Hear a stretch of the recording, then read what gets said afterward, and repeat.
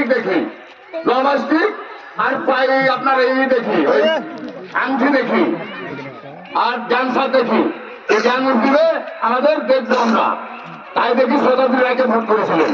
কিন্তু আমাদের অকান্তিরের জন্য বার্তা এলো, কথাটা এলো, সেদিনকে কেন বললো আমি পাতলা পায়খানা হলো, কিসের জন্য বললো? তাই আমাদের মুসলমান ভাইদেরকে যদি রক্ষাই করতো তাহলে পাতলা পায়খানা কেন বললো?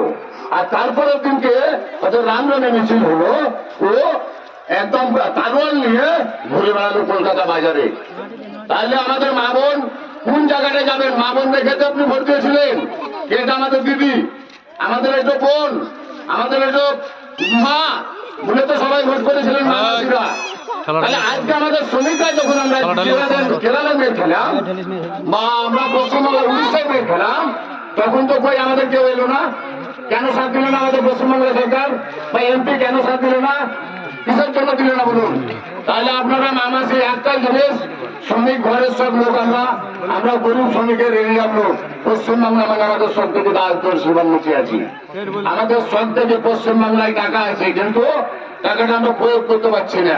আজকে 100 দিনকার কাজ, 100 দিনকার কাজটা যদি গরিব শ্রমিকের হতো, যত কাকু আছে, যত দাদা আছে, যত বয়স্ক মানুষ আছে, বৃদ্ধ মানুষ আছে, বাইরে যেতে পারছে না, উনিরা একটু টাকা তো রোজগার করে ডাল ভাত খেত না? খেত না? তাহলে শুধু খেত।